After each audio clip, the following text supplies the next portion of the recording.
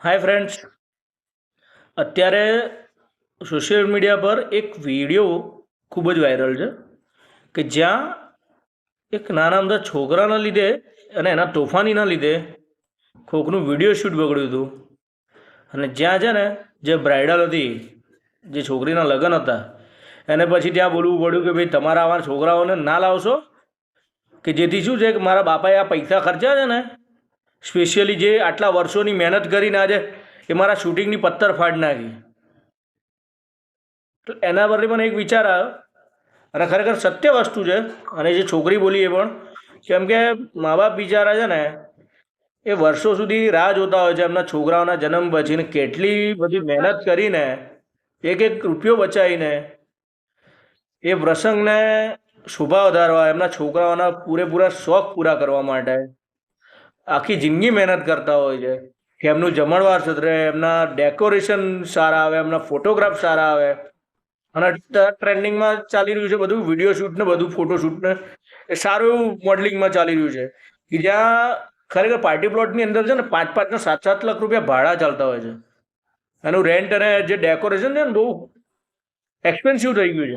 અને જ્યાં આપણે છે ને આ મહેમાનો આવેલા હોય ને એમના જેવા અળવિતરા છોકરા હોય, જ્યાં શું છે કે એમનું સારું ડેકોરેશન કર્યું હોય તો ડેકોરેશન છે ને કૂદકા મારીને એ બધું તોડી આવે, કાં તો એમની કોઈક એન્ટ્રી હોય તો તે એન્ટ્રીમાં વચ્ચે વચ્ચે ફરીને, કાં તો અમુક માણસો બી એવા હોય છે કે જે ખબર છે કે આગળ બ્રાઇડલ આવી રહી છે કે વરરાજ આવી રહ્યો છે કે કોઈ સ્પેશિયલ એન્ટ્રી થઈ રહી છે, તો બી વચ્ચે ને વચ્ચે જશે. અને પબ્લિક શું ટોળું કરીને ઊભી થઈ જાય છે. એવું નહીં કે સ્પેસ આપીએ, એની પ્રોપર જે એન્ટ્રી છે ને થવા દઈએ નહીં, પણ પેલું રાઉન્ડિંગ ટેબલ છે ને જેના પર દુલ્હા દુલ્હન ઊભા રહેવાના છે, બસ એની જોડે જઈને બધા ઊભા થઈ જશે, આજુબાજુ ઊભા થઈ જશે.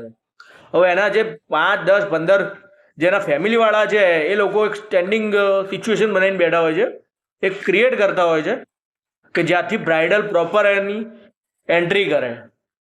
ત્યાં બી પબ્લિક શું કરશે, આજુબાજુ લાઈન લગાવીને ઊભી થઈ જશે. એવું નહીં કે દૂરથી બધાને દેખાય એ પ્રમાણે જોઈએ, એનું પ્રોપર વિડીયો શૂટ આવવા દઈએ.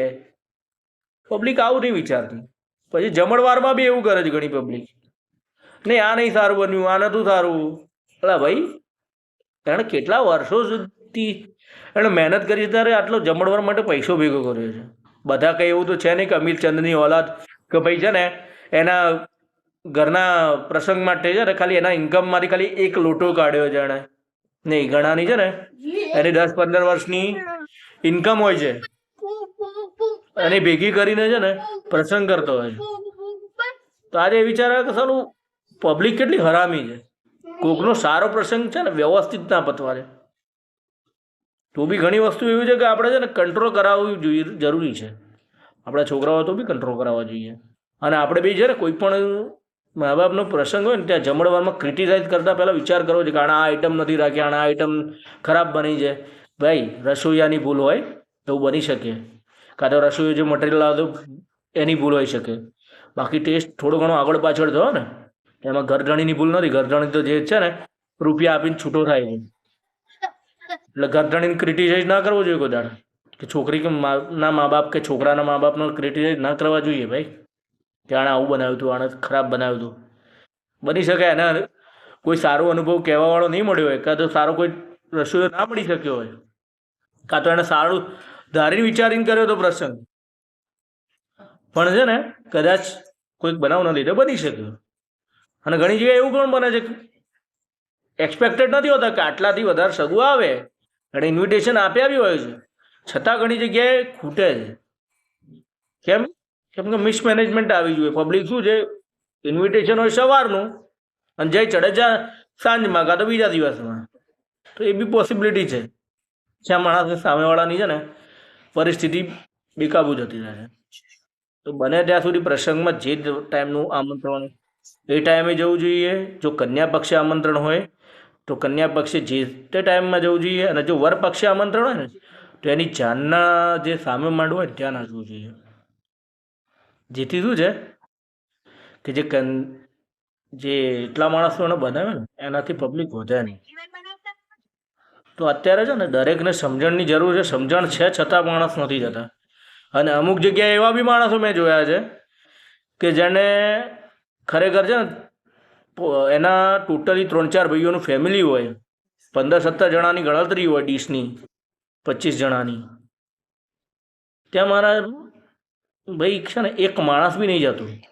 તો એ બી વિચાર નથી કરતા કે ભાઈ એણે છે ને 300 રૂપિયા કે 400 રૂપિયા કે વોટ એવર મે બી કે 150 રૂપિયા, પણ આપણે આટલા માણસની એણે ગણતરી મારી છે, તો એની પ્લેટનો ખર્ચો મોંઘો પડે છે કે ખર્ચો ખોટો થઈ રહ્યો છે. તો આ બી ના આવવું જોઈએ. જો તમે સમજો ને, અને દરેક વ્યક્તિએ એવું નહીં જાણી લેવાનું કે ભાઈ મને આમંત્રણ નથી મળ્યું કે મારા આને આમંત્રણ નથી મળ્યું તો હું ના જાઉં. એટલે ભાઈ તને આમંત્રણ મળ્યું તારે જવું જોઈએ. કદાચ પેલા ટૂંકમાં પ્રસંગ કર્યો હોય એ બી બની શકે. સામેવાળા વ્યક્તિએ ટૂંકમાં પ્રસંગ કર્યો હોય તો તમારે 3 ઘરો 3 ઘરમાંથી તમારા 3 ઘરો તો 3 ઘરમાંથી એક જણને આમંત્રણ આપ્યું હોય, એવું જરૂર નથી બધાને આમંત્રણ બી આપે. કદાચ કોઈક સંજોગો વસાત કોઈકને ના પહોંચી વળાતું હોય ને, કે કોઈકને કદાચ એવું હોય કે ભાઈ મારે અત્યારે નાનો પ્રસંગ છે, મારે નથી એટલા બધા માણસને બોલાવવા, ખાલી મારા છોકરાને જન્મ હશે, એનું લગ્ન હશે તો હું બોલાવીશ બધાને. અત્યારે નાનો પ્રસંગ છે, મારે અત્યારે 1000 માણસની જરૂર નથી, મારે 300 માણસ અંગત જે મને લાગે છે યોગ્ય એના સુધી હું ગંગોત્રી મૂકીશ. તો તારા જે બની રહ્યું છે ને, એ ઘણી જગ્યાએ જો લોકો કરતા હોય છે ને, એ માણસોએ ના કરવું જોઈએ. જો તમને કીધું હોય આમંત્રણ આપવાનું તો આમંત્રણે જવું જોઈએ. તમારા ભાઈને નથી મૂકી, તમારા બહેનને નથી મૂકી તો એનું માઠું લગાવીને જવાની જરૂર નથી. કારણ કે ઘણા લોકો છે ને તમને સંબંધ નહીં, આજે તમારા બાપ દાદાના 3જી પેઢી 4થી પેઢીના સંબંધો હશે, પણ અત્યારે તમારા સંબંધો કરતાં તમારા ભાઈ બહેનોમાં કોણે મિત્રતાનો સંબંધ એક વધારે રાખ્યો છે, વધારે ક્લોઝ છે ને, એને છે ને નાના પ્રસંગોમાં આમંત્રણ હોય છે, બાકી દરેકને નથી હોતો.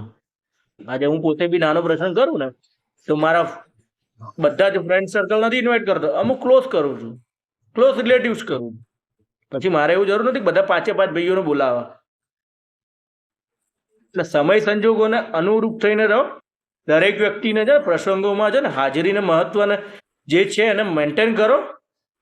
બરાબર કે આપણે એવું ના વિચાર કરવું જોઈએ કે ભાઈ ફલાણાને નથી કીધું તો નહીં જવું, પણ એ બી વિચાર કરો કે એને આટલા માણસનું ગણતરી કરીને જમવાનું બનાવ્યું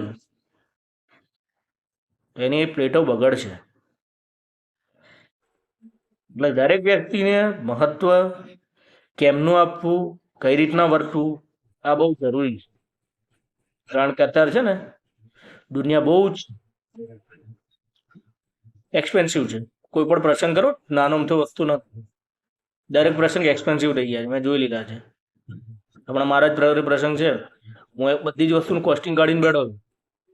મેં જોયું છે પહેલા જે 2-2.5 લાખમાં 3 લાખમાં પ્રસંગ પતતો આજ નથી પતતો. નોર્મલ ફંક્શન બી છે ને 7 ને 8 લાખ ને 10 લાખ ને 12 લાખ પહોંચી ગયા છે. અને એ જ વસ્તુ જે આપણે પહેલા કરતા હતા એ જ થોડું ઘણું શોષા વધી ગયું છે. તો જય મહાદેવ, જેને સમજાય એને વંદન, બાકી તો Tata bye bye, C you છે જ.